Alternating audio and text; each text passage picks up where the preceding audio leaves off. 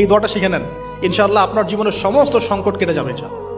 আমি নিজেও ওই দোয়াটা বেশি বেশি করার চেষ্টা করি। দোয়াটা হচ্ছে, মুসা আলাইহিস সালাম একটা গাছের নিচে হেলান দিয়ে বসলেন, বসে দেখলেন দুজন মেয়ে দাঁড়িয়ে আছে দূরে, পানি নিতে পারছে না, লোকজন পানি নিয়ে যাচ্ছে, ওরা দাঁড়িয়ে আছে বেচারি। মুসা আলাইহিস সালাম গিয়ে বললেন, কি সমস্যা আপনাদের? তারা বললেন যে আমাদের বাবা অনেক বৃদ্ধ মানুষ, আমরা পানি নিতে পারি না যতক্ষণ না আমাদের কম পানি নিয়ে চলে যায়। মুসা আলাইহিস সালাম একটু বললাম না, ফিজিক্যালি খুব স্ট্রং ছিলেন, থাকে না বডি বিল্ডার, সামনে গিয়ে কথা বলে সরো পানি দিতে দাও, তখন মানুষ একটু মূল্যায়ন করে না। তো মুসা আলাইহিস সালাম এভাবে পানি নিয়ে দিলেন এবং বাছুরদেরকে পানি পান করালেন, করিয়ে গাছের নিচে এসে বসে আছেন।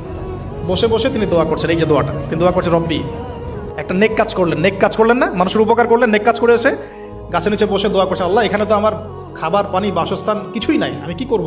রব্বি ইন্নি লিমা আনজালতা ইলাইয়া মিন খায়রিন ফাকির, রব্বি ইন্নি লিমা আনজালতা ইলাইয়া মিন খায়রিন ফাকির।